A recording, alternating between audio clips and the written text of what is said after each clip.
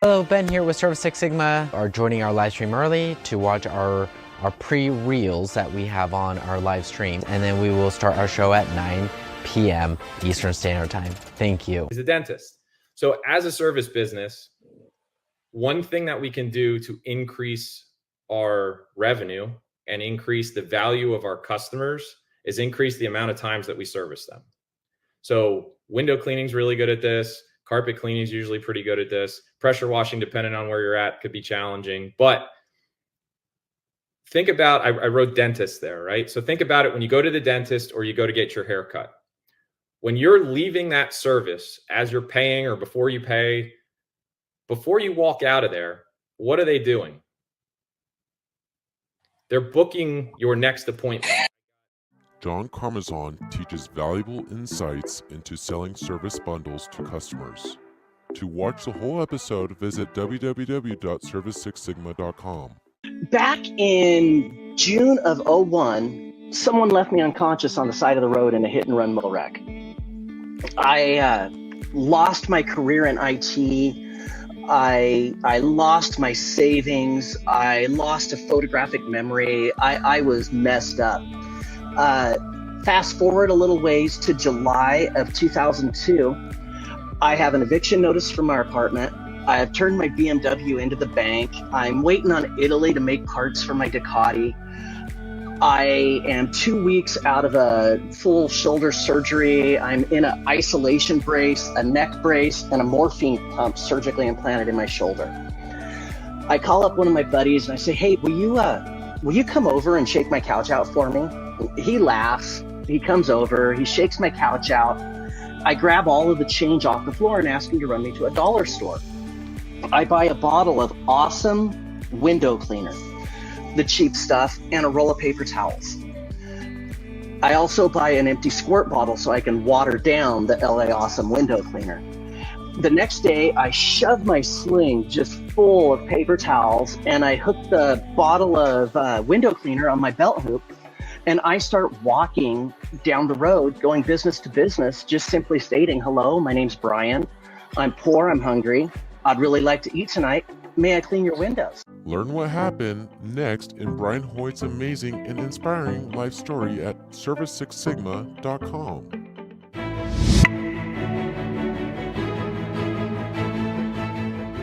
We have many guests that we have on our show.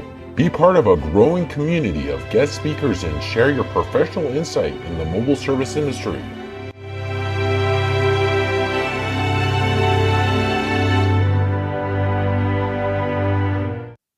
Welcome to a free live stream built around 6 sectors. This live stream created for mobile service professionals. We would like to introduce you to your hosts, Ben Bergloff and Perry Tate. Welcome to Service Six Sigma, your live stream for mobile service professionals. We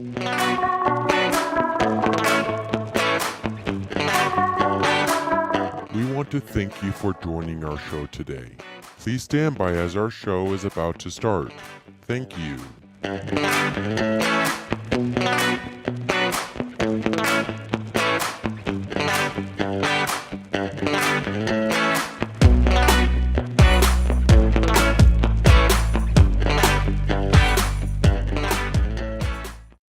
Boom.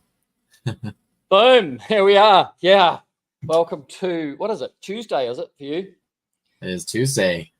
Tuesday night. Well, this is Service Six Sigma. It's for the service cleaning service industries. And what we do is we invite a whole lot of people in to share their nuggets and to make sure we maximize the time of our guest tonight, Mr. Carlos Gonzales. We will, without any further ado, introduce the man who founded the hashtag Wash On, the man who runs and scuba dives and has gone global, Mr. Carlos Gonzales. Hey guys, what's happening? Boy, that introduction is something else. Yeah, here we go. Dude, it's a real pleasure to have you on board for a good chat. It's been a while. It's been too long, Perry. since we had a Yeah. good chat. Yeah, life's been busy for both of us, hasn't it? I mean, Yeah. pretty crazy. Very busy, very much so. And Yeah. Ben and I were backstage before you even came on, and I mentioned to Ben that I think this is the first time I've ever spoke to him. I've seen your pods, I've seen these lives, and I kind of, in the evening here in California, it's like, oh, damn, I'm tired. It's been a long day. I'll just scroll through it. I'll click on. And every time that you're on, I see Ben's name. I'm like, oh, who is this guy? I mean, Yeah. he has headphones on. He's just, see how he's sitting right there like that. It's just got that debonair look and stuff. So it's a pleasure. He's got a new haircut. He's looking very, very masculine. Hey, Carlos, I think it might be really interesting for some people to hear some of the background, like how you got into the journey in the industry, because you're really one of the early founding fathers of the evolution of pressure washing. At least say that. I don't know how far back you go. Where did you start? How did you start? Well, I wouldn't say that, I'm a founder of the evolution of the industry. We would have to go back to the 1930s or the 1940s. Yeah, so that's the beginning, but the evolution of it, right. So there's an industry, and then you come along and you've added your bit to the industry. There's no doubt about that. I think that's a good definition or a good description. I think I go back, I'm counting on my toes now, but we're in year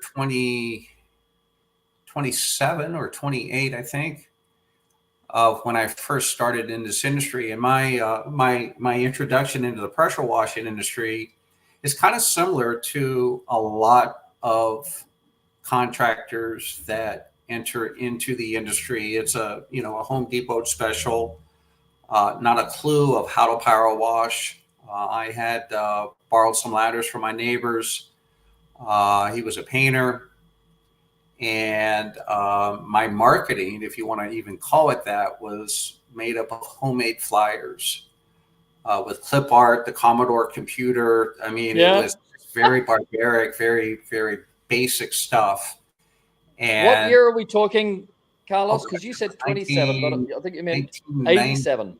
97, 98. Oh, 97. So Windows 3.1 time. Yeah. Yeah. So my background prior to that, I was actually in the .com arena in Silicon Valley. I was a director of sales for a startup company. And that was a really, really fast-paced environment. And as quick as we shot up, we fell even quicker. I've been there. Yeah, it was like I was with the company for maybe a year, and our second round investors pulled term sheets off the table and said, we're not going to go to the second round with you. So that was the beginning of the end of, my career in the high tech arena, the Google, the Mountain View, Silicon Valley environment. And I literally found myself without a job. And we, my wife and I were kind of contemplating what my next move would be. I had a little money set aside, so I wasn't in a frantic mode where I need to get a job tomorrow because there's no money. I was diligent enough to set some money aside as I was working, down in Silicon Valley. So I had a little bit of a cushion there to kind of figure out, what I'm going to do next in my life. And so I floated my resume out there to other .comers that survived the crash, and I just was not getting any bites.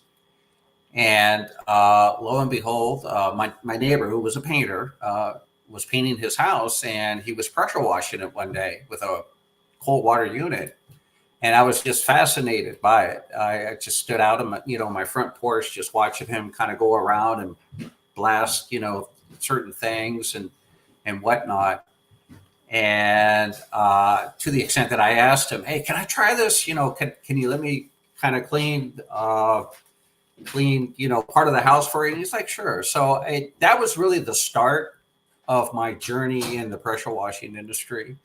And, I purchased the Home Depot special. It was, I don't know, back then it was maybe $300 or something like that. Right. And washed my house. That was actually my first full pressure washing job, was actually washing my house, figuring out what the red tip does, etching up the stucco in the back. And while I was working in the front, rinsing off my garage, I had so many people drive by the front of my house, kind of slow down or stop and ask if I did it professionally. And, the first 5 people that asked me that, I said, no, I'm just, playing around. This is my house. I'm not, messing around, that type of thing as far as, being a professional. And then more people started stopping because we were near a school. So all the wives and stuff were picking up their kids, and our road was kind of like the main road where people would leave the school. So we had a lot of cars just kind of back to back lining up, trying to go through, the road in front of our house. And then more and more people stopped. And the light kind of clicked on. I'm like, wait a minute. I've been here 20 minutes and I have at least 8 or 9 people stop and ask me whether or not I do this professionally, or, hey, do you have a business card you can give me? So I said to myself, this could be something special. This is something that, I need to look at. So I did some research on pressure washing, in Northern California, in the area that I'm at. And to my surprise, I saw that there really wasn't that many pressure washing companies in the San Francisco Bay Area back then. So that's really how New Look Power Wash came into existence. And there was no training, no Facebook. There really wasn't anything. It was the bulletin boards many, many years ago. The way that contractors communicated was through the bulletin boards versus getting on Facebook. And again, as I mentioned, my first rig was a Home Depot special, borrowed ladders from my neighbor. It's so funny. I had a beat up Volvo. It was a 4-door Volvo, just beat up to shit. I mean, this thing had dents in it and stuff like that. That's the only car my wife would let me drive. She had the nicer car.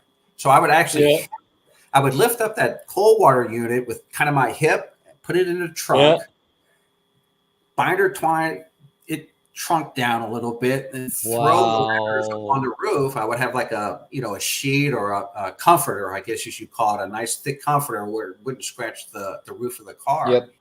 And I would binder twine that on the ladders onto my car, and I would go door to door in my development and just knock on people's door and just say, I would tell them my story. I said, listen, I'm out here hustling, and I would like to pressure wash your house. And if you're not happy with my service, you don't owe me a dime. And I would hand them, a flyer, again, with the clip art and stuff like that. And a lot of people, they knew me from the neighborhood. They knew who I was because we were there and stuff like that. So like, okay, let's go ahead and give you a shot. And it took off. It took off. Amazing. Yeah. Any disasters? I fell off a roof. Yeah, I fell off. I slid. I was doing a gutter line. And back then, we would get up on the roofs and we would walk the gutter line, whether it be 2 stories or single-story homes. We would walk the gutter line and just blow the debris and stuff out. And in the Bay Area, Northern California, the Spanish tile roofs would get a very, very nice slick coat of algae on it. So in order for you to walk the gutter line, you would at first have to cut in with your pressure washer on the tile so you don't slip. And again, now, whoever's watching this is like, oh man, that's such a hack job. This is 20 plus years ago. So again, technology and all that has changed. But back then, that's what we did. And I remember I was on a 2-story house, and I got lazy and did not cut in well enough on a few of the tiles. And when I stepped on it, I slipped. And there was a big pine tree right there. So I was able to grab a hold of that and kind of, break my fall. But I still got the scar. I actually broke, I don't know if you can see it or not, but there's a Oh yeah. there's a scar there. And I had pins. I broke my thumb, and I had Did you pins tuck in in there. the tiles? Yeah, it was just crazy.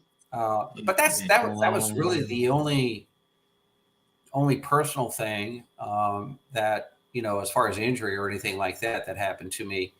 And then again, I found the bulletin boards online, so I dove into that and just read. I would interact with some of the veterans. Not some, a lot of the veterans, people like Scott Stone, Ron Musgraves, Russ Spence. I mean, the list goes on. Nick Capernelli out of Florida. These guys back then, Michael Hindeleiter, Robert Hindeleiter. You've got the folks from the PWNA back then that I was kind of engaged with and stuff like that. I would just read. I would ask simple questions and allow them to answer and tell me what I needed to do. So I really took their advice to heart and quietly started building my company. To the extent that I was servicing California, Nevada, Arizona. We were strictly commercial. So how did you transition from residential to commercial?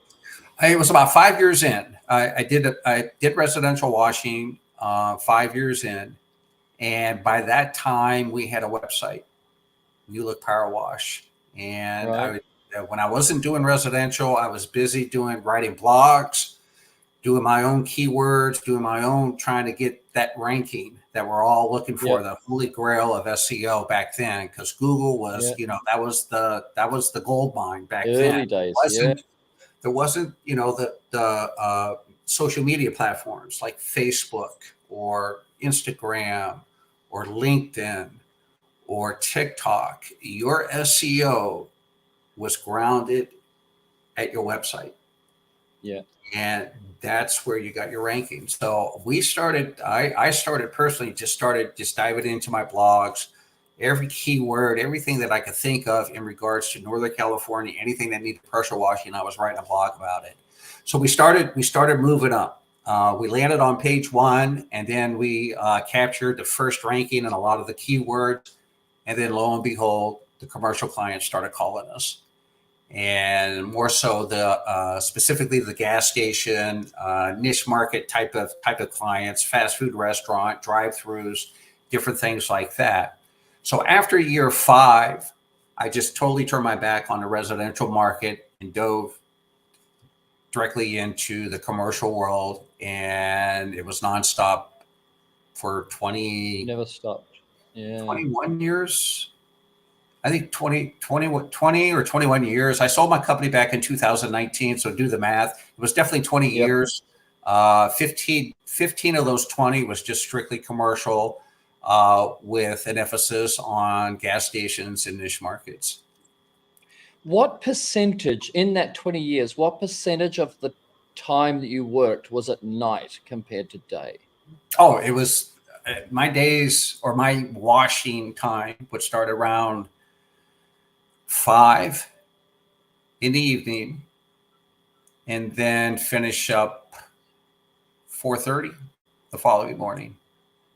And how many hours of sleep do you normally need, what your body need? Everybody's different, I know that, but well, when we launched EBC, so that changed kind of my pattern a little bit. Prior to EBC, 5 o'clock, get home at 5 o'clock in the morning, just kind of catch my breath. By that time, Madison and Betty were getting up. It's 6, 7 o'clock. Madison's getting ready for school, or Betty's getting her ready because, my Yeah. daughter was just a young, little child then.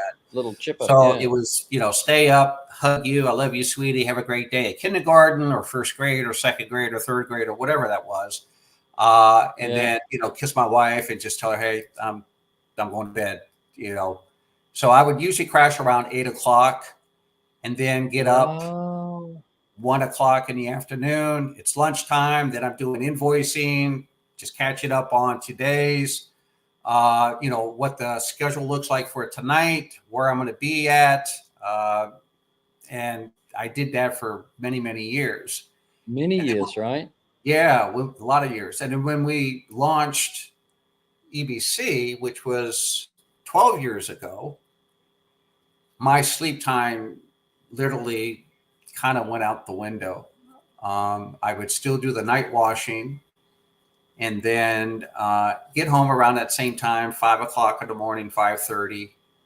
And I'm usually catching a power nap first thing and up around 9 a.m. because the phone for EBC is ringing, staff's coming in. Betty worked for the company full time. Madison worked for the company full time. And we were just getting our sea legs at that time. Yeah.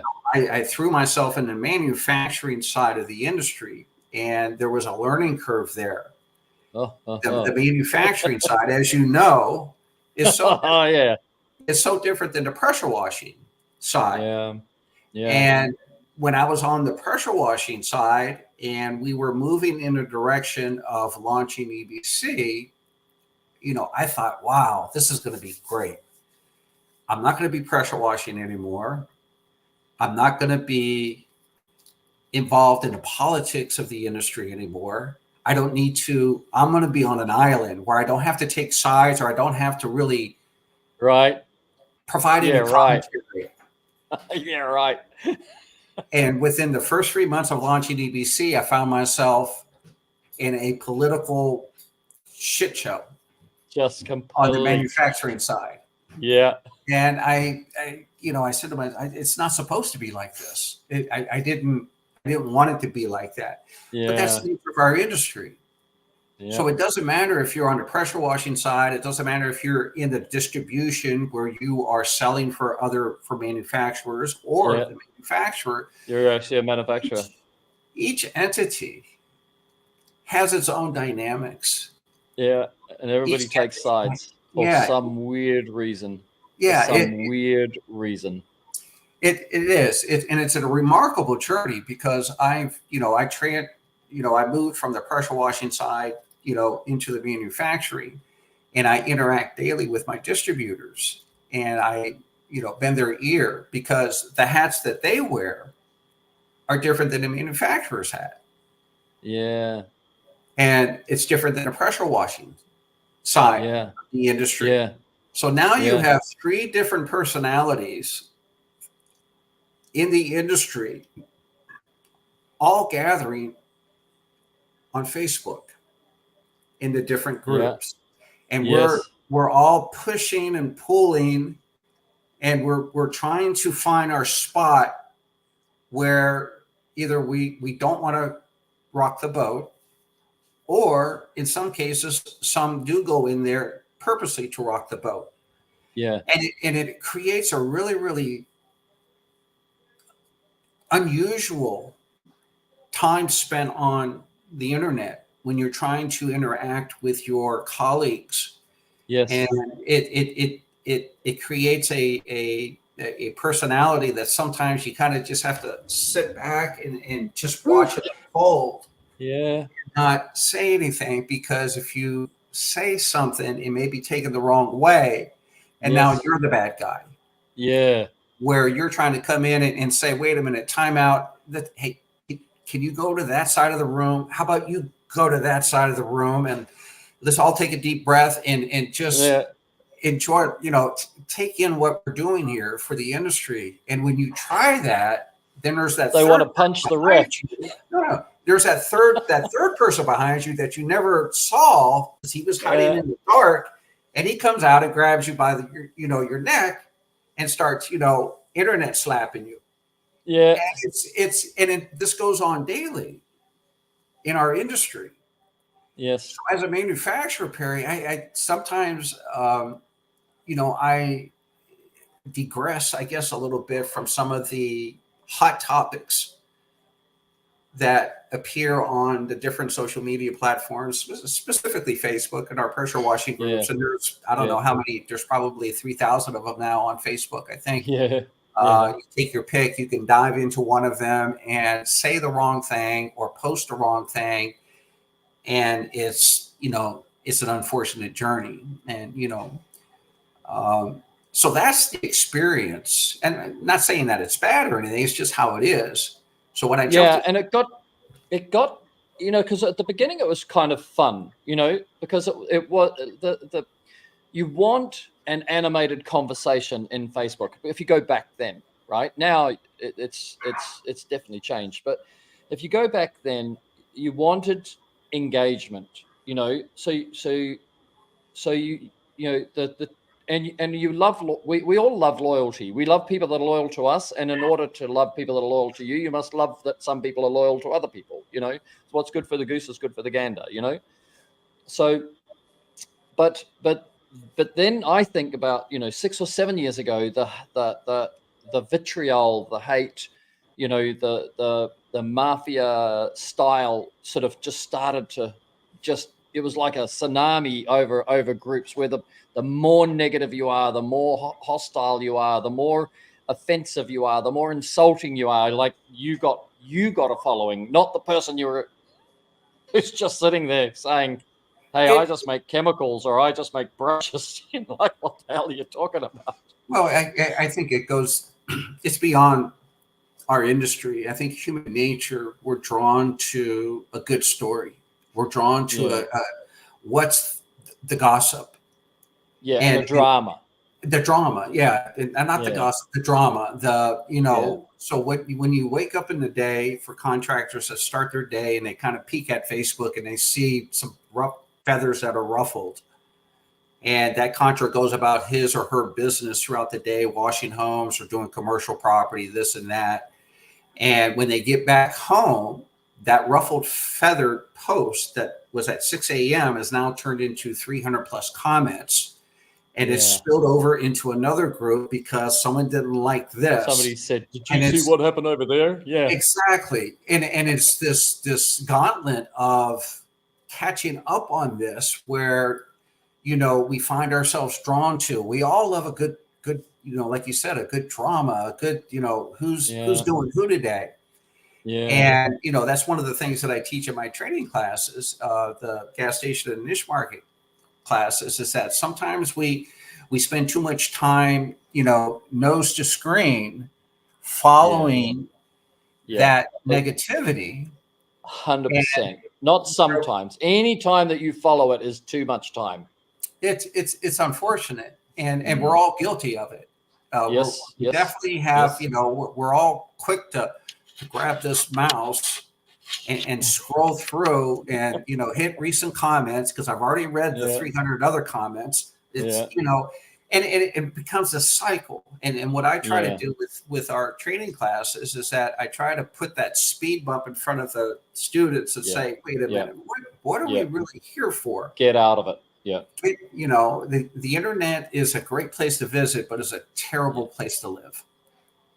Well, and what I saw in the end, as you saw people starting to leave, because we had some great friends in Facebook and it was a marvelous place, and then people started leaving. And when they were explaining why they were leaving because their wives were informing them that while mum was watching her show on TV and the kids were watching a movie on their iPad, dad was getting angry on Facebook. And the wives were saying, "You're bringing negativity into the home from outside there," and these guys, who obviously are good communicators with their wives and everything, and in the end said, "I'm out of Facebook because this is not working for my family." And that was just shocking. But that's for the people that are new to the industry or whatever. This is before Facebook became political, in the sense that now most of your feed is political. If you go back 4 or 5 years, all of our feed was about each other. There was never a political post or a dog post, or it wasn't it. It was just Carlos is doing this, Bo is doing that, Ray's doing this, Jamie's doing that, Perry's doing this, you know, and then so on, so on. It was just everything about everybody. But now you never see it's that. But this different is that today. time. It's different today. It's, you know, when Facebook, when that platform came and the BBS has kind of just faded away because of the fireworks of Facebook and that platform. When we all in the industry, and it doesn't matter whether it's pressure washing, window cleaning, manufacturer, distributor, contractor, or just a curious person about what is this pressure washing stuff. When we landed into Facebook, that was we were in a honeymoon. You know, we had all these neat little toys that we could click on. We could put up, you know, GIF comments. It was instantaneous comments. You could go live. You could send private messages while you're on Facebook. So it really was this, wow, this is a neat tool. And it's really going to catapult this industry into the next millennium. Yes. And as you said, it started becoming saturated with issues. And it just got, you know, cloudy sometimes in our industry, in these groups and whatnot, the rain cloud just kind of hangs over a little bit too long. And we purposely keep it there because of, you know, like you said, the drama. But on the flip side, I think also too, the social media apps, not just Facebook, but you got, you know, TikTok now is the new groovy thing out there. LinkedIn and Instagram and, you know, Snapchat, and the list goes on and on. It's a marvelous tool if used marvelous. You know, I launched DBC. Our initial launch was not from a website. It was launched on Facebook. DBC did not have a website for our products. Probably year 4, year 5 into the game. Wow. So we had no URL. Wow. We owned the domain. I just didn't get it. Never used it. I'm going to go to LinkedIn. I'm going to go to, you know, TikTok wasn't even around then. Instagram, Snapchat, Facebook. And that's where we launched it. Wow. And why did you launch EBC? That was one of my like residual questions I was really interested in. You know, like what was the niche that you were thinking was just not being matched? The backstory to that dealt with what we were working through out here in California. And this, again, I'm going to take you back and the listeners probably 14 years ago, where the environmental component of cleaning was really emphasized in the state of California, where, you know, not only businesses, but people wanted to know exactly what was in the products that we were using. And again, taking some of the newer people back decades ago, you know, our cleaning soaps literally was, if you're doing flat work, it was caustic flakes, a shot of Dawn dishwashing liquid, and water, and you stirred it up, and that was what you shot on concrete. That's what you shot on dumpster pads. That's what you shot on, you know, front entrances and stuff. And it, you know, it obviously caustic is, you know, a great element as far as a formula-based product is concerned to clean stuff.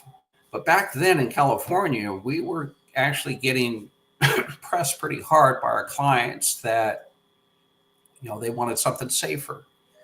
Simultaneously, as I was kind of moving up in the ranks in the industry, we started getting calls from manufacturers asking us to demo or to try out their new environmentally safe products. And if it, you know, would I advertise it for them? Would I promote it? And, you know, my rule on that was that if the stuff worked, most definitely. But if you're going to send me something that doesn't work, I'm not going to promote that to my colleagues in the industry. So we had a few manufacturers send us some things out, and certainly it was green. It was, smelled good. You looked at the SDS, it seemed to be stable, this and that, but it didn't clean. Huh. It just didn't have that extra kick to it that you were looking for when you're doing dumpster pads, when you're doing drive-throughs. Yeah. Of course, you can't compare that to your hot caustic mixes. I'm trying to get in my camera here. Yeah, I know. It's crazy, isn't it? Your hot caustic mixes are, up here. And if you're going with an environmentally friendly, something that is, made out of, I don't know, what, a tree sap or something like, I don't know, right. It's just not gonna take over that hot caustic. No. But if you're able to get a blend that's, does a damn good job and yet is environmentally friendly or safe, then you're in the right ballpark in trying to get something. So we started getting all these sales from all these different people, and it just didn't work. So I kind of got fed up, and I said, you know what, I'm going to make my own. So I brought on board a chemist, and we went through so many trials and errors, so many before and after, so many, this isn't working, doesn't have enough surfactant, it's just not cutting the grease like I want it to. Can we, the pH is too low or the pH is too high. If it's, too high, this means it's, it's going into a hazmat category. We don't want that. We got to, stay away from the caustic. So it was a lot of background, behind the scenes type of activity. And then we got to a point where I felt the blend was balanced enough that we put it out there to the industry. And again, you go back to the history of EBC. When we first announced this, we gave away samples to everybody and anybody in the United States that wanted to try our product. And we shipped out just tons and tons and tons and tons of quart bottles of EBC. Wow. And our goal there was that we wanted the contractor to provide us feedback on, does it work? Where can we improve on it? What don't you like about it? What do you like about it? Yep. Please send us back that information. So we started getting feedback from all parts of the United States. And even though it worked in California, because I was the guinea pig, I'm the one that actually put Yes. I'm thinking, okay, high desert, Florida, high humidity. What about the cold part of the states, the eastern seaboard, Pennsylvania? When the temperatures dip down to 32 degrees or 30 degrees or even 29 degrees, and guys are trying to get that land, what will this product do? So I had just tunnel vision on, it works in California and San Francisco Bay Area, works in, Arizona, works in Nevada, because that's where my routes were, and also Southern Oregon. But what about these other locations? So that was the other motive behind getting those samples out there, is that, it works in California. Let's see if it works in Texas. Let's see if it works in Florida. Let's see if it works, in the New England states. So we started getting that data back, and then we compiled all the data. We found a middle ground where all of the elements of all the feedback met, and we adjusted the formula here, there, a little bit more surfactant, pull this away, don't add this, or don't add as much as this, and then that was our blend. And then we went to production with it. Went to production with it. It was incredibly astute of you, Carlos, because to know that at the beginning, but possibly you'd already understood that everything is different. But one of the biggest things we get with window cleaning is,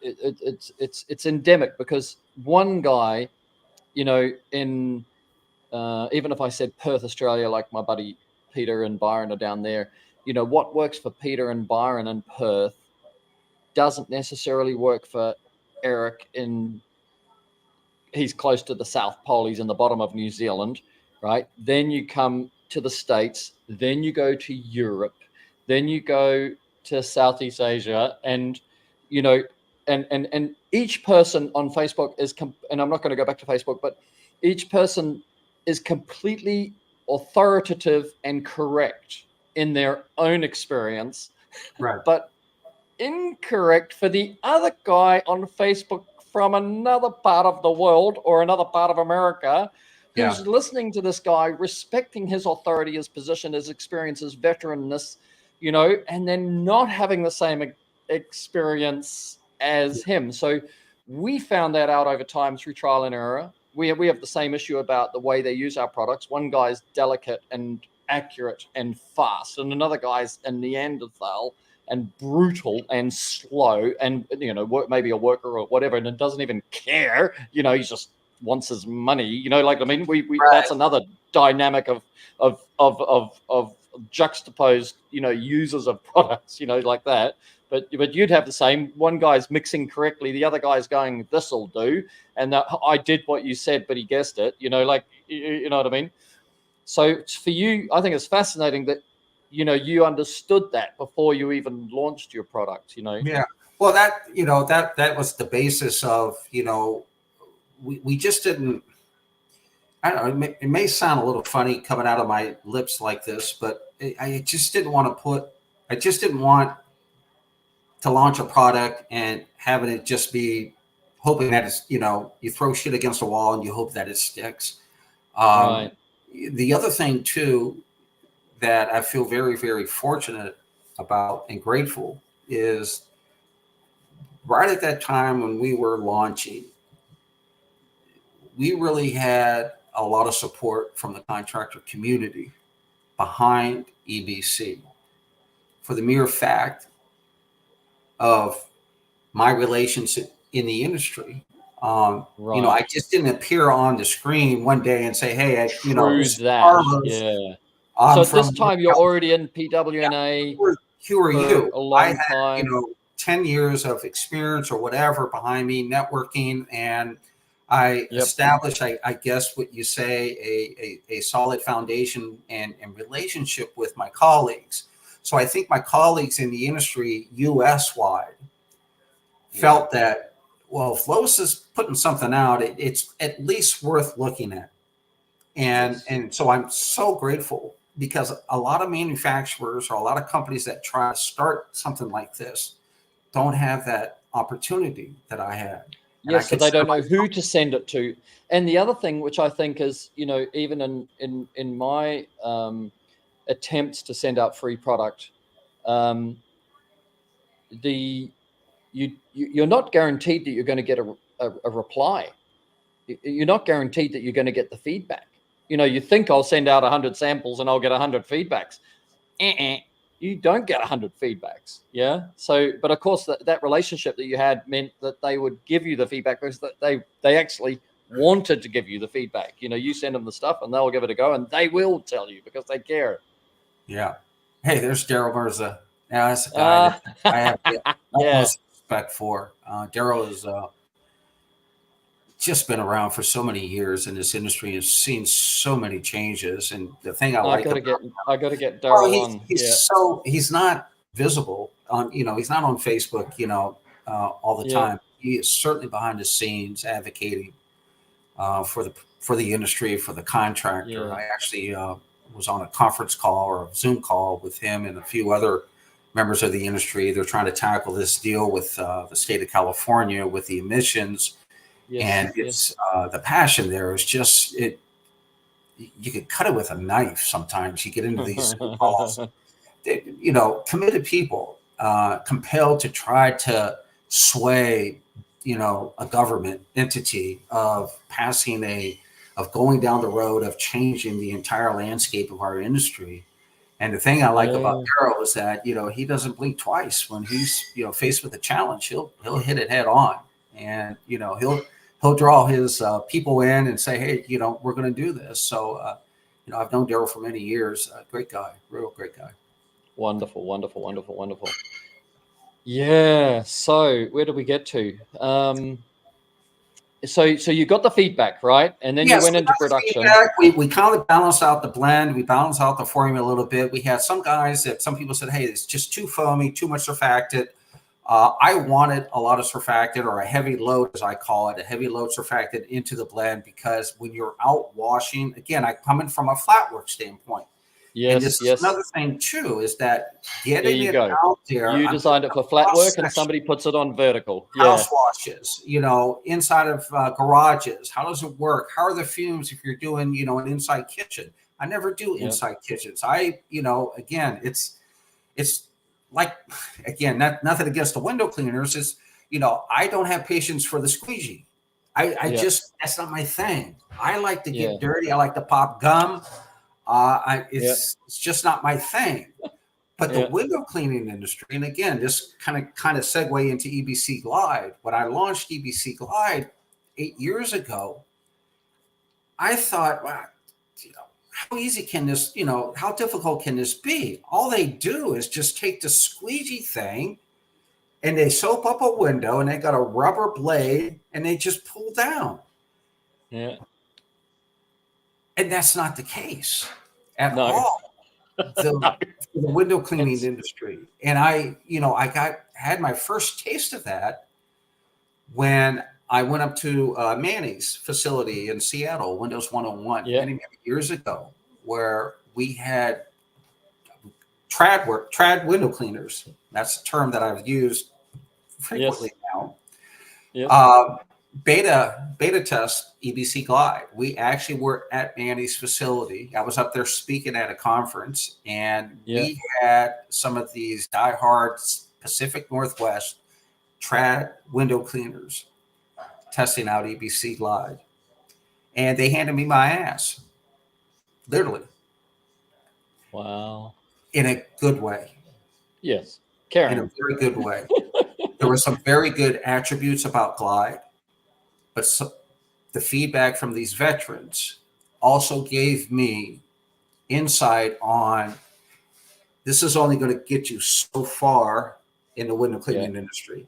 If you want yeah, a massive skill up, Carlos, you need to do this. yeah, So I got on a plane from Seattle after that with, swallowing my pride, but taking what they told me to heart. yeah, And I sat on Glide after that. I did not promote it. I did not market it like I normally do. I yeah, just went back to the drawing board.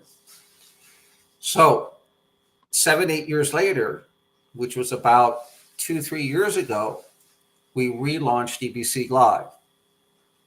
More from a cleaning standpoint for the pressure washing contractor to use it in their yes. house Post wash clean. mix as an additive. Yep, yep. And also for the traditional window cleaners that are doing route work. And one of the things that we underscore that marketing, if you want to call it, is that if you're looking for a product that's going to give you squeegee results without using a squeegee, EBC Glide is not that product. There is no product out there. There is that no is gonna product. No. give you that extra sheen or that extra clean that a squeegee gets. But on the other hand, what we're trying to do here at EBC with Glide is to give more so the pressure washing contractor, a product that is going to give their house wash, the glass part, a little extra kick, a little extra shine, a little pause when you're walking around that house. And we all do that. And, as a pressure washer, I've done this, and every single pressure washer does that. When a house comes out just looking damn good, Lovely. Yeah. we walk around and we look at it. We marvel at our work. We look at those gutter lines.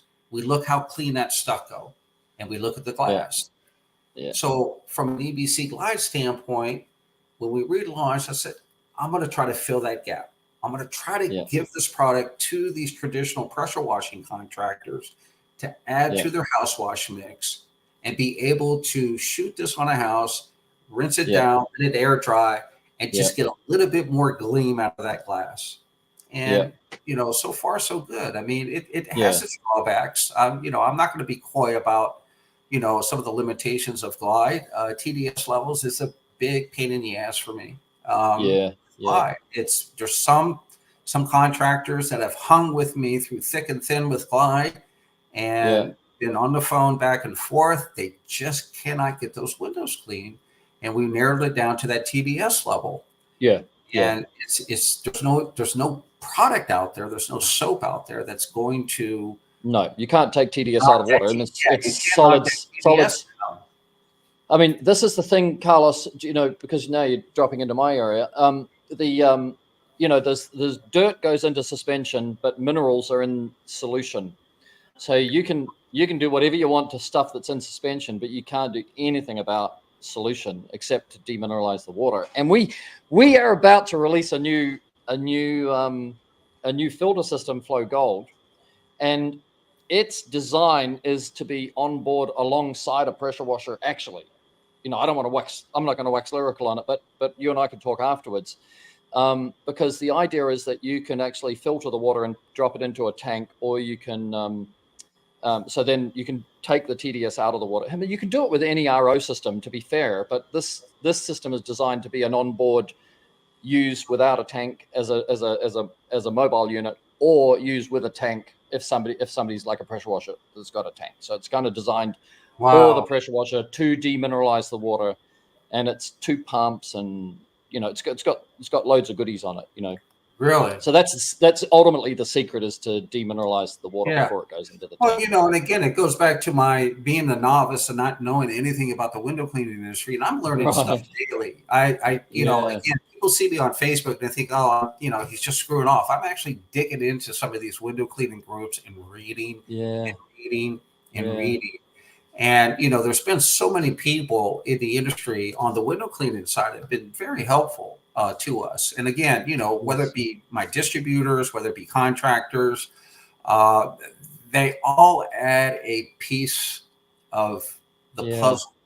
They bring that piece to me because I'm, you know, again, I go back to that analogy. It's just, you know, window cleaners. I just thought all they did is, you know, but nobody digs as deep scientifically as compared to a manufacturer, because a manufacturer is using science to develop a product as a rule. Not always, but as a rule.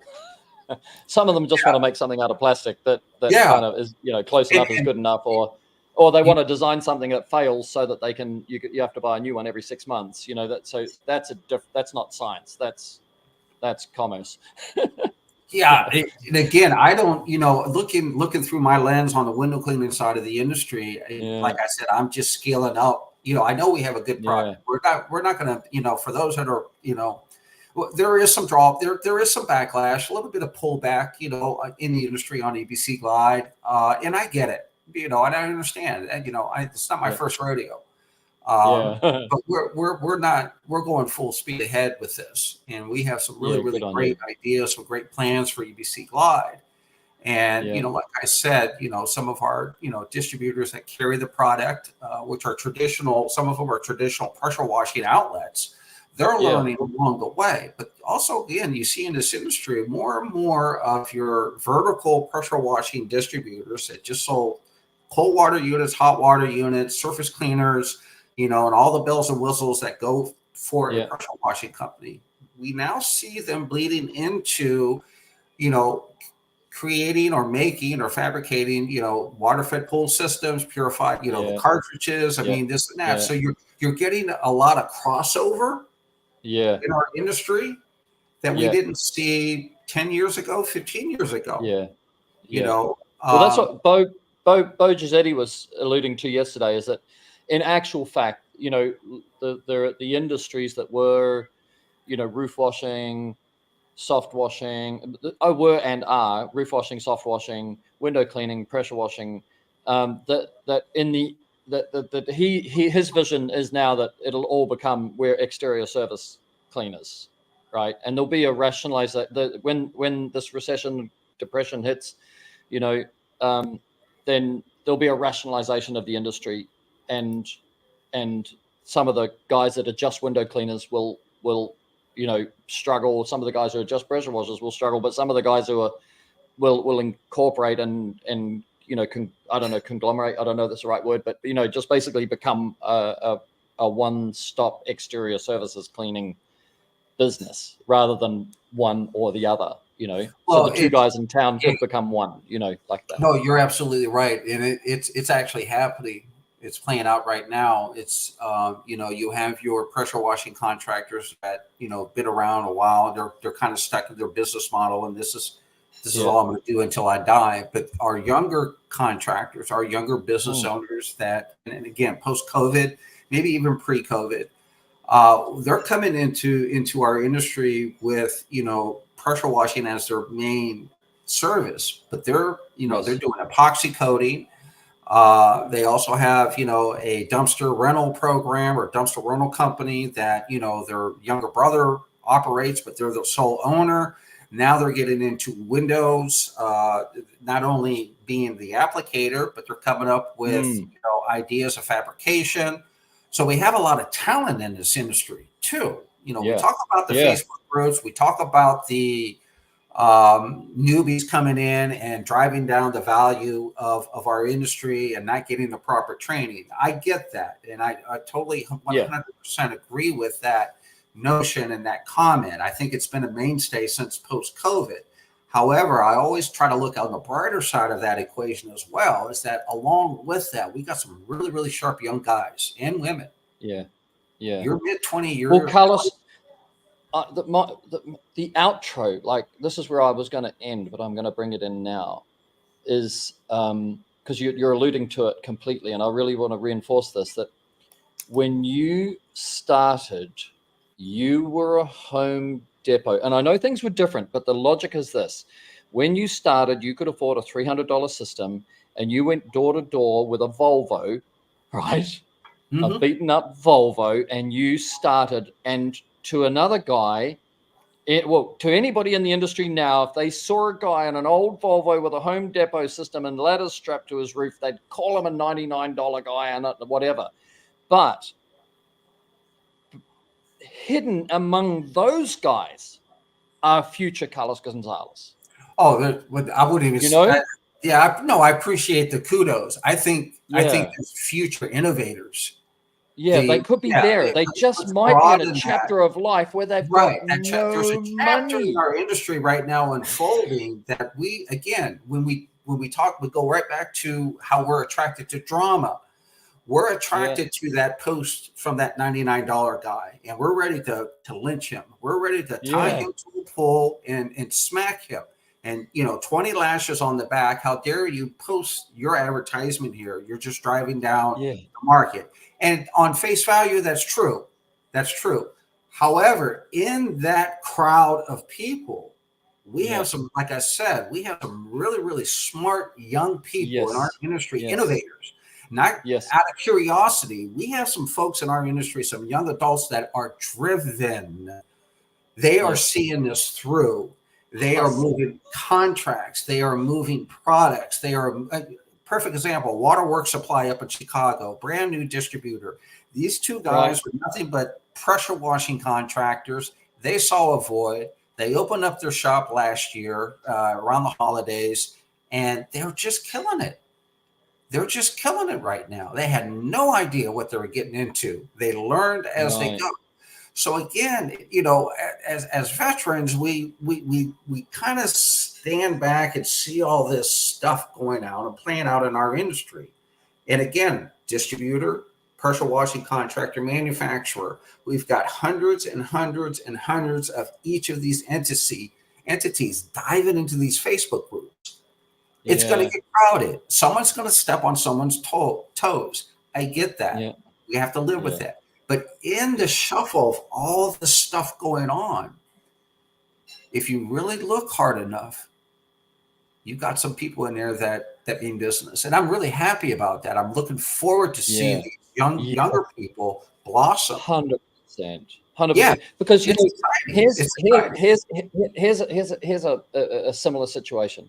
How many grandparents can remember what it was like to be 16? And it's like that. How many veterans of the industry can genuinely remember that hustle? And if they can, like, if you have a conversation with them, they can go back there. But we don't go back there to have empathy for the young guy, or the empathy for the startup guy, or the empathy for the broke guy who's got no money and he's just going to knock doors and bring home enough money to buy food for his family. But he's just learned hustle, and he's sitting in the future, and we should take the time. And if we're silver spooners and, parents got loads of money, or we came out of IT and we got a big payout, or, you know, like if we started with money, you can't empathize with these people. But a lot of us came with nothing. You know, I started Reach It with $6,000, living in an apartment with Harrison, with a failed.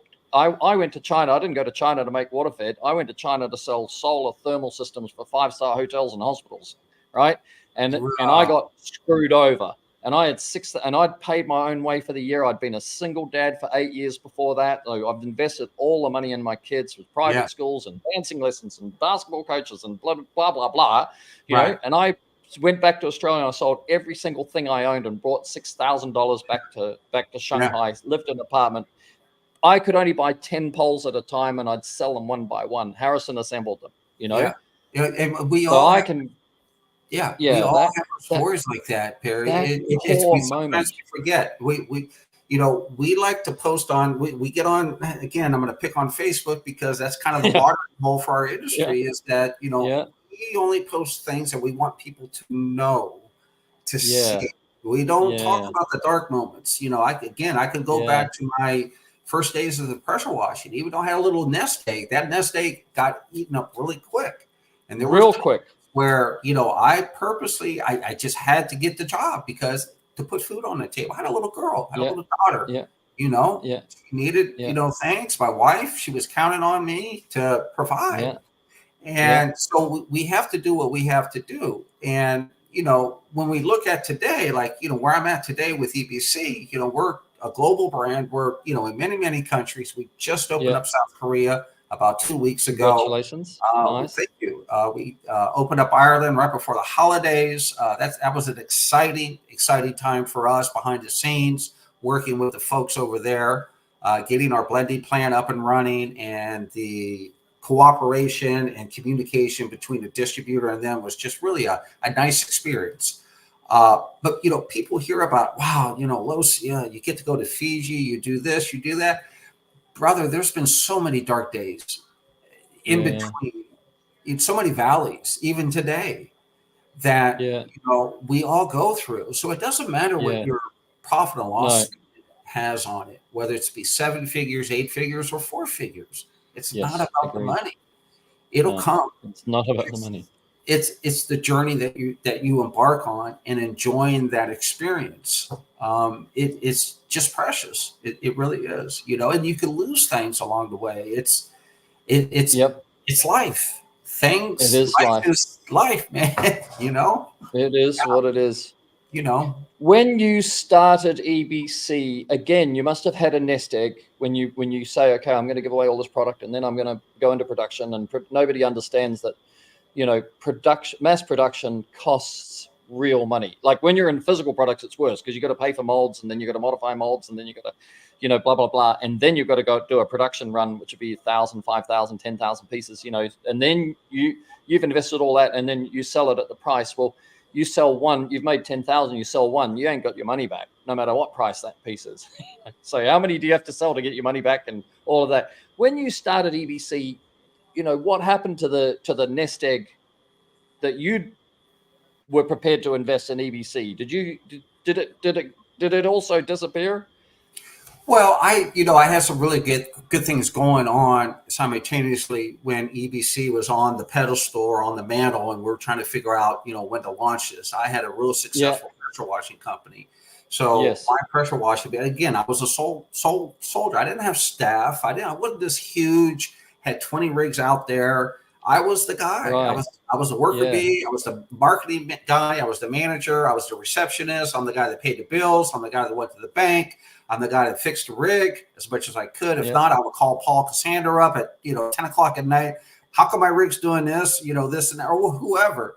So I was a jack of all trades. But my new look, my pressure washing business, I think, my last 2 years we did really, really well. We were, just some really, really good numbers. And I felt that was the time. So, and again, of course, with the sale of the business. Because you sold that business. Yeah. So that was, an influx of cash on top of that. So we were financially, when we moved into EBC, we were pretty good. We were pretty stable as it relates to it. And I didn't want to risk that. I didn't start EBC out of desperation or anything like that. No. I have to sell, New Look Power Wash. It was just, my wife and I felt it was time. It was time for me after 21 years of, being behind the wand. Working nights, this and that. She just felt that, and I felt it as well. It's time for me to focus 100%. Do you like sleeping at night time now? It took some use. I miss washing. I'm not going to lie to you. It's in my blood. Yeah, well, Ray's back out there. Bo's back out there. Yeah, I caught some of the what you guys were talking about. And I'm going to start a window cleaning company here. I'm going to. Well, when I do my trainings, when I do my gas station and niche market trainings, and you ask anybody that has attended my niche market trainings, when we actually go to module 2 training, which is on site, we're at a gas station. Right. Yeah. I grab the wand. I let the guys play a little bit for the first couple hours. Yeah. Then around midnight, I grab the wand. And they're like, "Oh, let me do it." No, I got this. No. My only time to play. But I enjoy that interaction. Really, with our training, the classroom part, which is module 1 from like 8 in the morning till 5 in the evening. It's really a fast-paced, very direct type of engagement. But where I really, really enjoy the company of my colleagues in the industry is when we're out there with our boots on, our safety vest. Yeah. It's windy, possibly cold. We're out there moving water. We're making cuts up and down, the pad and stuff like that. And we get into this rhythm. And what's really special about that is at the end of the night, when we're all ready to leave, 2, 3 in the morning, nobody wants to leave. We all just kind of stand around and talk and this and that, and we're waiting for the first person to go. So yeah. Well, remember, because Harrison and I flew 40 hours each way to Cabo, right? I'm sorry? To come to Harrison and I flew 40 hours each way. I remember you telling me about that flight. It was painstakingly long. Horrific. And then you get jet lag, right, on top of that. But that was, the jet lag was easy because you're cleaning it, the demo cleaning is at night and we're wide awake, Yeah. We're not struggling for that. Yeah. No, it was a good time there. It really was. Yeah, that was amazing. So what's the story with you, Perry? I mean, are you like officially retired or? No, I just, Harrison told me to go. Well, the real story is Harrison said you deserve to, live some life, because you've worked real hard, and he said, go and get some life. And then, and so I moved to, and then he also wanted to self-actualize, inside himself, get some experience because he's 31 now. So he's looking after the company and I'm mentoring him. So we talk an hour and a half a day, just through whatever's going on, and then, so I moved to Vietnam and bought a couple of motorbikes, BMWs. And then, so we did a bit of riding and all that. And then Ollie's my little 12-year-old who's he's not born little. Ollie's not little. He's nearly 6 foot. He's nearly 6 foot. He's about 5'10" and a half something already at 12 years old. Wow. He's just a monster of a guy, like the skinny little kid. He wants to do Muay Thai fighting, but he broke his leg, because I put him on too big a motocross bike. But anyway, but the mum said, okay, she agreed that the international education would be better than the Chinese education for him. And so I said, okay, well, I'll move to Thailand for that because the Thailand's got a much better education system here, international education. Mm-hmm. So I moved to Thailand about a year ago. And so now obviously we've got, the podcast is filling up a bit of time. And then I'm looking at opening a representative office here for the Reach It products. And then after that means that'll give me the ability to represent it and then and get a salary here. And then I'm going to build a window cleaning rig and then I'll start a little window cleaning business, I think, and see, because there's no window cleaning here. My industry, the pole industry, doesn't exist here. Okay. Yeah. So we'll have a bash at that, and then there's a possibility that we could franchise that here, because if you wanted to get a work permit in Thailand, if you wanted to retire here, you can retire over 55 years old. But if you wanted to keep working, then you need 4 local Thai people as an employee for each foreigner work visa. So we could have 2 little 1-ton trucks, and that would give 2 operators in each, and then give somebody a route, and then we would sell that off. If I can build the model, we'll sell that off to a Thai corporation or something, and let them be the master franchisor, and we'd be out. But it's kind of like a 3-year project, 4-year project. Wow. I like to be busy. I love working, Carlos. I love working, but my priority is Ollie, right? Ollie's my priority. So I'm not gonna. None of it needs to happen. If Ollie needs more of my time, then I'll enjoy that time. There's my certainly my hashtags a lot these days is hug your kids, and hug your kids. It's very important that you keep that relationship really, really close, because you just never know. You just never know what may happen. And I won't go into details or anything like that. But heavy heart, like your story. We're certainly praying and keeping our faith and our positivity, if you want to call it. And I draw off, and I draw. Believe it or not, it's really weird. I draw off from the industry in a lot of ways. Some of the stories that people tell me of what they're going through privately. Ever since this whole ordeal started 3 years ago for us, close to 3 years ago, I've had so many people reach out to me, and surprisingly, some of them have some very, very, just really remarkable stories that I marvel at their strength. I marvel at their courage. I marvel at their integrity.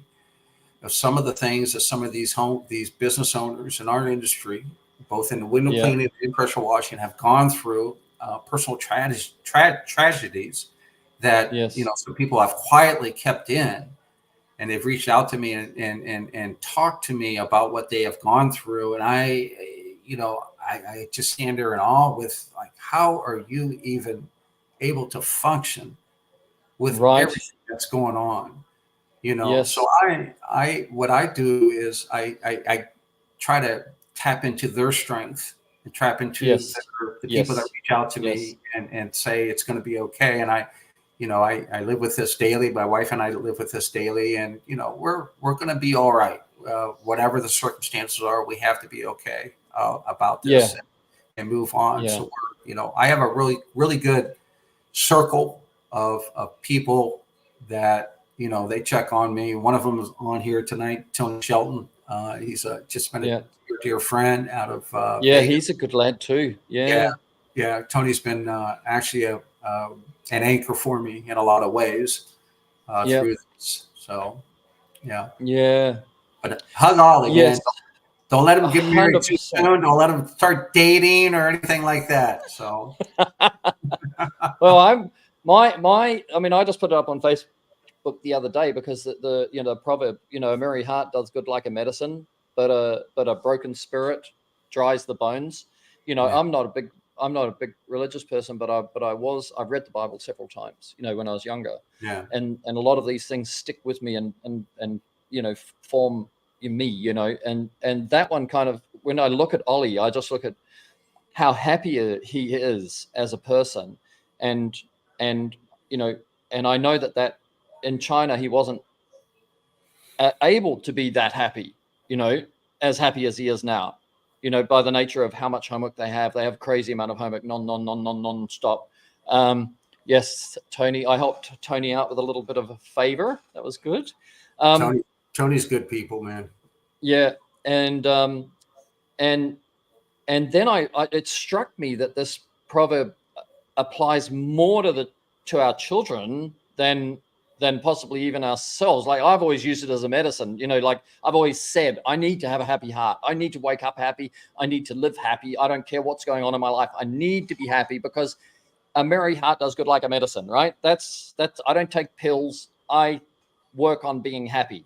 I don't take anything if I'm get depressed or upset or anxious or nervous or scared. I work on how do I find my way back to happiness, not how do I take something for this, right? That's how I've always operated my life. But when I've watched Ollie be so happy, and then I realized not all kids are so happy, it inspired me just to make this mention, as a muse on parenting, to watch your children, watch their heart, their happiness, measure it and get involved there, because if they're losing their happiness, that's a big benchmark that something's changed, something's happened, and you need to get in there and take them somewhere. I've always said to my kids, if they ever got on drugs or anything like that, I would just take them to a country that I haven't been to, with a language I don't speak, and the kid can't speak and the kid can't do, and I can't speak and I can't do. And then, you know what?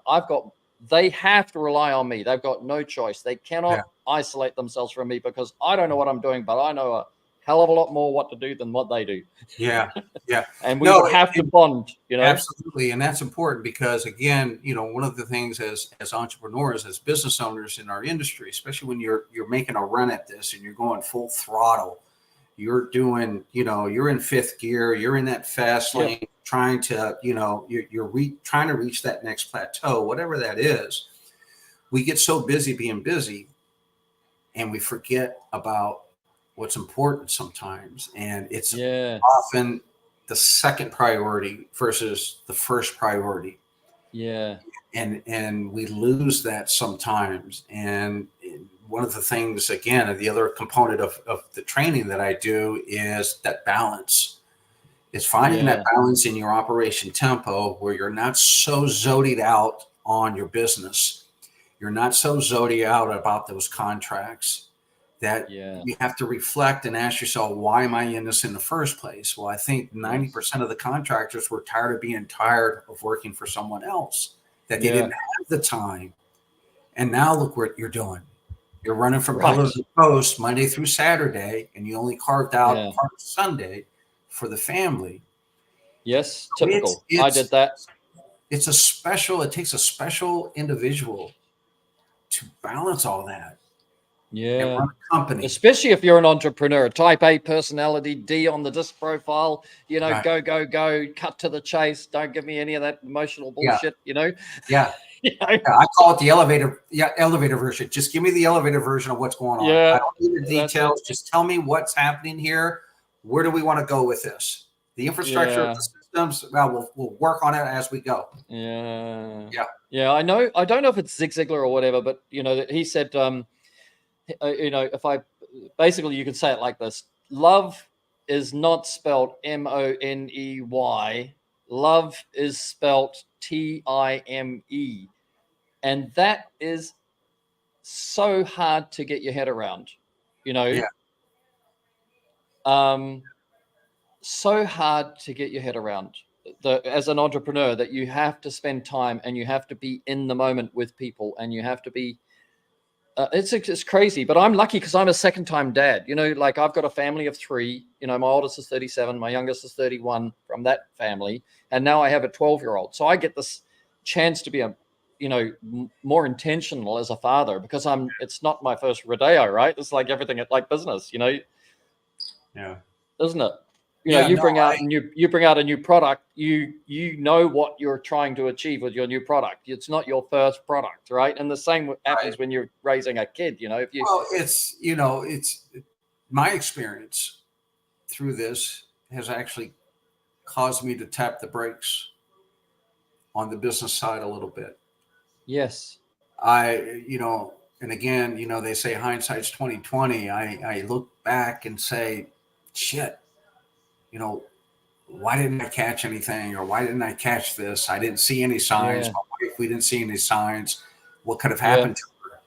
And you reminisce on that experience. And then moving forward, the the dialogue on Facebook, the back and forth bantering that goes on daily, I'm just not interested in it anymore. No.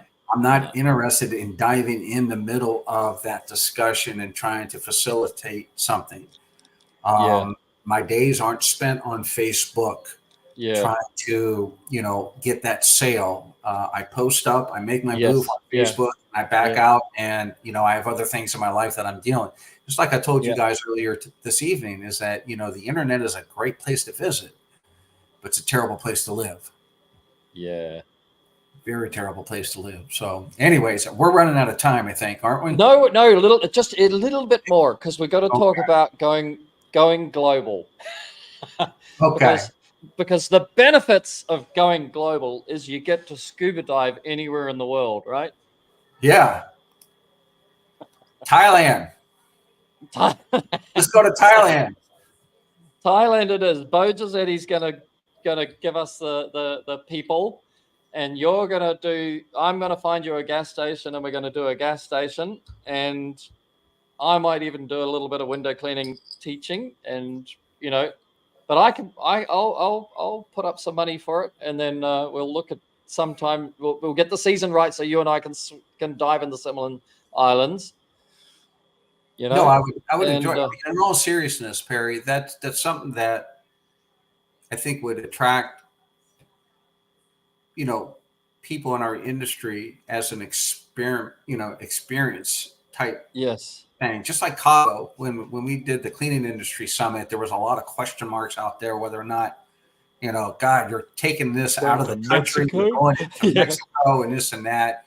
And we did a gas station training class there, and we've had, people from all over the world attend that. Yes, genuinely from all over the world. And that's the other thing, is you make it possible. Like Thailand is, I don't know, 10-hour flight for you guys from your coast. But it's a 7-hour flight, 8-hour flight from Europe.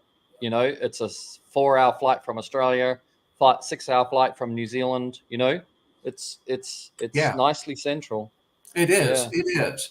So I think, again, something different, something unique, something with excitement, with some intriguing components to it would attract people. And if you get, the right mindset and the right people behind that to push, the marketing, I think you would certainly have a fair amount of people, at the TSA line getting their passport scanned and heading into Thailand. It's I can vouch for Thai. A lot of people have been to Thailand, but it's definitely a beautiful, beautiful country. And if we had a trade event there, that would be super, super cool. And that's the reason I'm living here. I think this is as good as any country in the world, right? No, I backed off, the Cleaning Industry Summit. This is our third year, I guess, of not having it.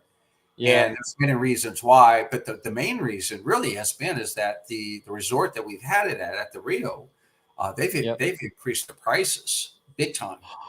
Right. Yeah. Since post-COVID, they've gone completely through the roof. Wow. And I wouldn't mind parking those prices out there to the industry for another summit, but their facility hasn't been kept up. Yeah. They call it a junior suite. When you walk into the room, it's, the furniture is getting a little old, and, so I don't feel right parking that in front of contractors, making them to feel, gosh, I want to go to this. I can't afford it, but, I'm going to pay it anyways. And, they spend all their money on that. It just wasn't right. And again, the other thing that I'm going through just didn't sit right with me. I couldn't focus on it. So I'm going to pass the baton to you to start to pick up where I left off on the international. Why not?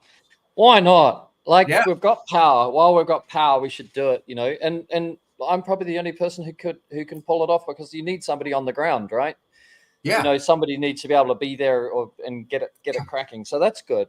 Well, let's talk offline about it. And we'll do it with Bo. Yeah. Because Bo was keen as mustard. Yeah. And then Carlos, the last thing I just want to, because we can talk again for sure, so we can cover lots of things about life and business and the industry. We've only just scratched the surface in an hour and a half, but one of the things that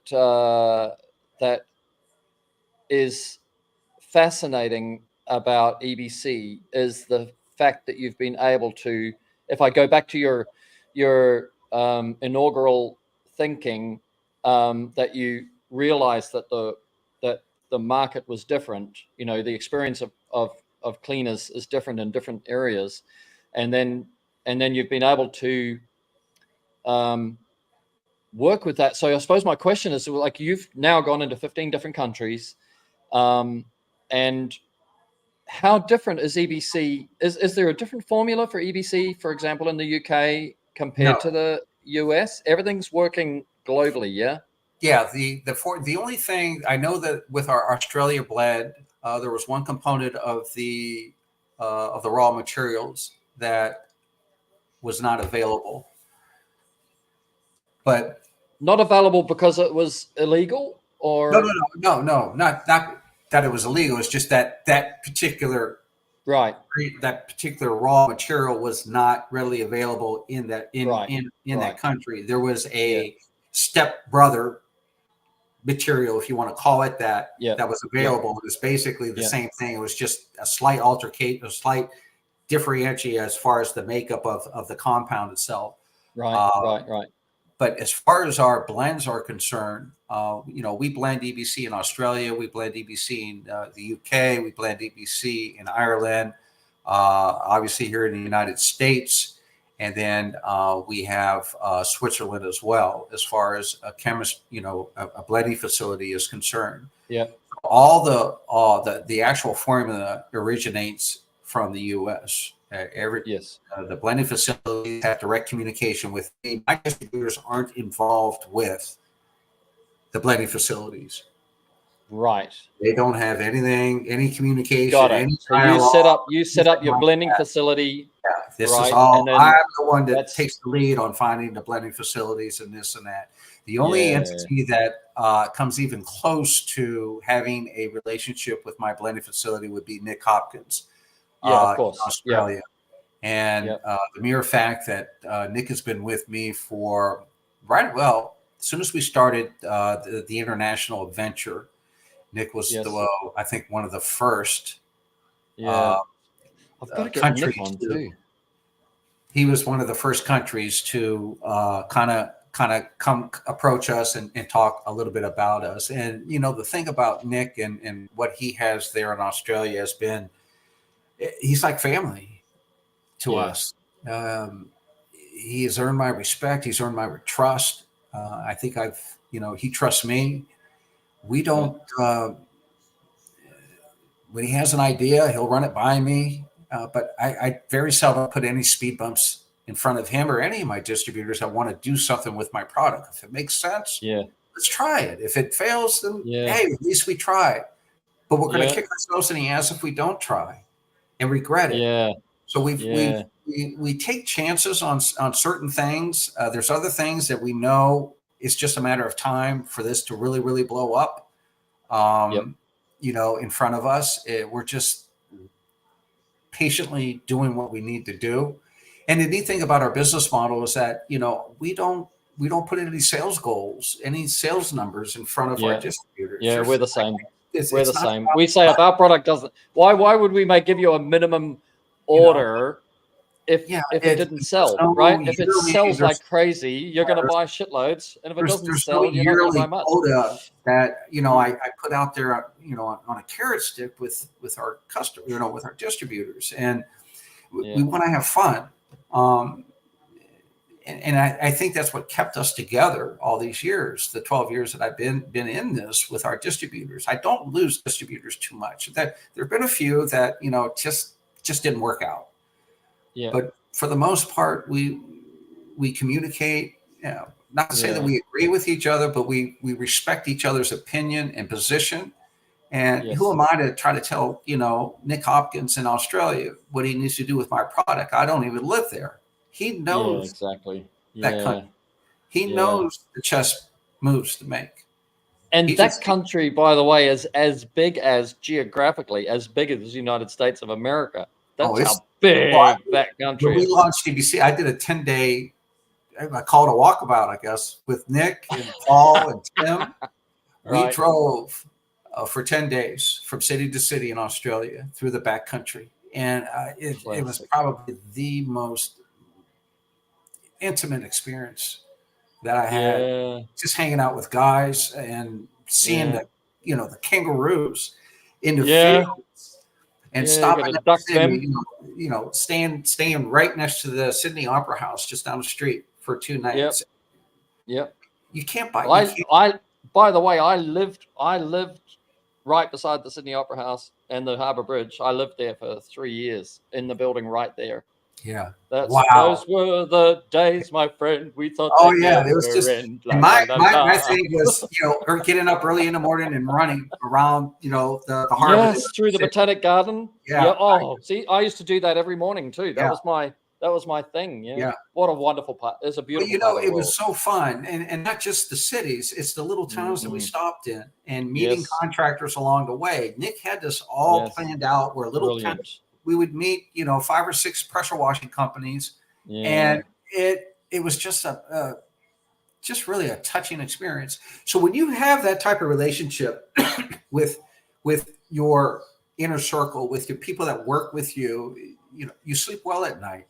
We're not out here to try to break records. We're not out here to try to knock that next product off. We're not out here to try to, talk down on all the other products that are out there in the industry. They have their own path. My language. We're having fun. We're committed to this endeavor. We're not giving up. There's a lot of more challenges out there for us that we're looking at. We're hitting it head on, and we're not in no rush. If it happens, great. Everybody wins. If not, you know what? The world's still going to function, even after. Dude, I've trained Harrison because you want to drip feed wisdom to your kids over time, right? Yep. And I've trained Harrison. I said, if we ever lost reach it could be, America and China go to war and we need to bail or whatever, or it doesn't matter, whatever. If we ever lost it, I said, you can weep and moan and grieve for a week. I'd prefer it to be 1 day, and then we pick up our pieces and we go again, because we are not our product. We are our talent, and if you are attached to your business such that you watch people, they lose their shares and they jump off buildings, or they lose their marriage and they shoot themselves, and you go, dude, and if you get massively depressed because of a business failure, like I've been through it, and I've been massively depressed from a business failure, but after you've been through it, you go, that was so ridiculous. That was such a pointless period of time that I depressed myself because I didn't know. But that's life. You get massive experiences you don't know how to handle until you've been there, There's valleys. There's to that highlight reel that I talked about on Facebook. We want everybody to see all the good stuff, but there's so many valleys. There's sleepless nights. There's times I cried. There's times I want to give up. There's times I want to throw in the towel. It's like I want to go back to washing. It's just not worth it. It's a lot of emotions, and it takes a special person. It takes a special DNA, I guess, if you will, to weather that storm and look beyond the turmoil that you're dealing with, because it's only short-lived. There's better days tomorrow. And I do take my product seriously. I take my business very seriously. Oh God, yes. I'm emotional. It's an emotional, it's like part of my family. It's part of me. But also on the flip side, I'm not gonna go head to toe, pound to pound with someone on Facebook that has no clue what I'm doing. Has no clue where we're going, has no clue of, the details of my life. And, I've got there's people out there that, try to jab and try to point fingers and try to make insinuations and this and that. And I laugh at them. I got a guy just down the road from me that, blocks me on Facebook, makes videos all the time, and, bad mouths me, bad mouths the product, this and that. And, I'll catch up. Whatever. With yeah, whatever. Whatever. Someday. And if we don't, that's why I said also sometimes I put these little things. I say there's a time for empathy and sympathy These people that are so negative, they've never taken the risk, they've never invested their money, they've walked the road of mediocrity and criticized, entrepreneurs from their lounge suite, where they haven't thrown it all in, they haven't risked it all on a toss of a coin, It's, and then it's, and it's and tough. you just go, I just wouldn't want to be you. I just would not want to be you. Yeah. I wouldn't want to be anybody near. I wouldn't want to be anybody negative in any way. But we all have our negative moments. But no way. That's It's I don't- life. It's how it is. It's even if you Yeah. weren't in this industry and you were in another industry, you would still have that same drama or the same dialogue or that same kind of gut feeling about someone. It's just how life is. And the neat thing about it is that you can pick and choose who you Yes. spend the Yes. energy with. And like Yeah. you said, I'd much rather spend the energy with people that give a shit and truly Yeah. authentically care about their Yeah. fellow brother, this and that. And we all get busy. Yeah. I don't expect Yeah. people to call me up every other day and ask me how I'm doing. It's just not my thing. Yeah. Um, But there are some. Oh, and it's not fair. They also wouldn't be fair. I reach out to you every now and then, but Oh, I no, don't want to. yeah, that's, I don't want to bring it top I didn't of mean to mind. say Top that of you mind. don't. Top of mind. No. I know that. No. I know. I But already. I'm on the right sometimes side of that. I'll get messages Yeah. on Facebook from people I haven't even But you don't met. want to be reminded all day, every day. They'll be like, how much pain you're in. yeah, just hey, Lowe's, just thinking about you. Hope things are well. And that that makes me. Yeah. It just Yeah, comforts my that's good. day. And like I Hell said, yeah. I got some really tight people. Really in my inner circle Yeah. that don't post. They're not on Facebook. They're in this industry. They're making moves. But I know if I call them up, they're going to pick up the phone and talk to me and stuff. And I mentioned one individual tonight is Tony. A couple other people in the industry that just they're there for me, and that's all I need. And we're going to be okay. And I have a lot of excitement about what's in store for this industry moving forward. Yes. 2024 into 2025. As I mentioned, we got a lot of young talent that has yet to blossom, to yet expose themselves, to advance the industry, and I welcome that. I really would enjoy seeing that. So, and they've got to walk the maze of. This is where the orgs become maybe the orgs will return, as the safe place, because they've got to walk the maze of Facebook and Instagram and determine, do they want to become and contribute to the industry? Do they want to raise their profile and then risk this tall poppy syndrome or whatever it is, this shoot you down? Or do they just want to do their own business? I talked to a young guy, that has to be on the resume. Sharks. That has to be on the resume. Period. Yep. I've said this to a few people in my distribution component, because people have asked me, how have you been able to launch or massively scale up BBC? We have 390, at last count, 395 distributors worldwide. Wow. That carry our products that work with us. We're in many different countries, and it's not, again, I definitely, it's a good product. It's a solid product, has a great brand name. But one of the things that I've told people, and I'll tell the audience here, I'm not, hiding behind curtains or anything like that, keeping, it a secret. You want to get on this stage of moving equipment and moving product and distribution, and also in that manufacturing realm where you're on a different level. Part of it is what you're selling, but the other part of it is knowing when to move the chess pieces on a chessboard that has no edges. The political game at that level, you got to know when to move and how to move the chess pieces. That's going to get you from point A to point B. Simple as that. And that's where the veterans need to protect these young guys who have got those ambitions. We need to do that because we've got the experience. They do not. We have been them. They have not been us. And that's the role of the elder, in life. whether it's in a tribe, I can't know what the word is, when lions get together, anyway, when lions get together, there's an elder, and there's the young ones, and, in the indigenous cultures, the human cultures, whether indigenous people, they always have the elders, and the elders are respected, and the elders train the young people, and they, sometimes they burn them, and sometimes they whip them, and sometimes they slice them open and let them bleed. But that's the elder's job, right? Is to get you ready to be an elder. And this is what goes on in the groups. You've got, and again, it's not just one group. It's your pressure washing contractor, your distributor, and manufacturer. 100 times 100 times 100. You got everybody piling in, in the railroad cart. And we're all squeezed together, and we can't move, and we're afraid to move because we might step on someone's toes, and then that person that we stepped on may bite.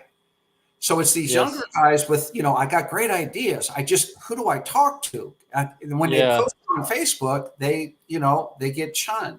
They get, oh, you're crazy. Right. There's so many innovations, so many ideas that have, probably have died. Because just been lost. People are timid about bringing it out. And, and that's unfortunate. That's unfortunate. But it's, I think it'll work out. I think someone that is compelled with an idea, whether it be from a, window cleaning side or the pressure washing side or the kitchen exhaust cleaning side or the carpet cleaning side of the industry. I think, if they have something that is going to stick and help improve a particular industry, they're going to find a way to get it out in front of people. I'm just a firm believer, and they have to have that tunnel vision on and saying, I'm not going to stop. You've done it with you got to be so robust. Your manufacturing business, you've done it. Other window cleaning manufacturers, I'll throw out names: Windows 101, WCR. The list goes on and on. Pressure washing side, you've got PowerWash.com, Pressure Wash Store. You've got Heath down in Texas. I mean, you've got the list. You got your manufacturers, you got your EBC, you got your F9, you got your Gold Assassin, you got XX, Russ Johnson down there, with his. Yeah. So it's a matter of pushing it out there and not worrying about what other people are saying or commenting on. If you got a damn good product, then move it. It's simple as that. Yep. So. Yeah. No. Listen, I gotta eat my dinner, man. No, go. I really appreciate the extra time. It was really, really good. Are we on time? I wanted to get a full circle. Yeah, we're good. We go to anything up to an hour and 45 minutes. So that's if it's tame, we pull it up at 60 minutes, Carlos. So I could talk. Oh, I like Doug. Yeah, Doug's a good. Actually, Doug. My old mate Doug's the one. There he is. He's a great He's a really nice contract. Real nice guy out of Iowa. Real nice guy. I've known Doug for years. Yeah. And I had fun. Doug's been a really good communicator with me as well over the years. It's my man Tony. Yeah, fantastic. Yeah, love Tony. Okay, Tony, I'm going to get you and Doug. I'm going to get you and Doug in May. I hope. Okay. Carlos, you are the man, the myth, the legend, as was mentioned before. Your contribution to the industry is sensational, as you know. And I know you're humble, so you don't want to take it on board too much. But